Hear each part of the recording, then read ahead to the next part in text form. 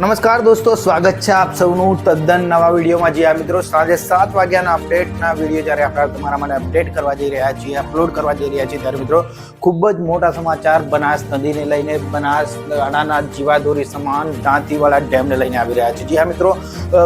વાત કરવામાં આવે તો મિત્રો સાંજના સમયે બનાસ નદીનું જે પાણી છે તે પાણીમાં મિત્રો વધારો થયો છે, એટલે કે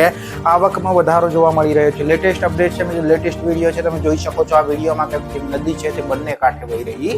છે। જ્યારે મિત્રો ધીમી ધારે વરસાદ જ્યારે ગુજરાતમાં વરસી રહ્યો છે, ત્યારે મિત્રો ઉપરવાસમાં પડેલા ભારે વરસાદના કારણે બનાસ નદી બંને કાંઠે વહી રહી છે। તો મિત્રો વાત કરવામાં આવે તો ખૂબ જ મોટા સમાચાર કહી શકાય, કારણ કે મિત્રો જ્યારે જે સિસ્ટમ સક્રિય થઈ છે, ત્રણ સિસ્ટમ હાલમાં ગુજરાતમાં સક્રિય છે, પરંતુ મિત્રો મોટા ભાગના જ્યારે ડેમોની વાત કરવામાં આવે 200થી પણ વધારે ડેમો જે છે તે 78% જેટલા ભરાઈ ગયા છે, પરંતુ મિત્રો બનાસકાંઠાનો જે દાંતીવાડાનો ડેમ છે તે 25% સુધી ભરાયો છે, 26% તેમાં પાણી છે। ત્યારે તેને લઈને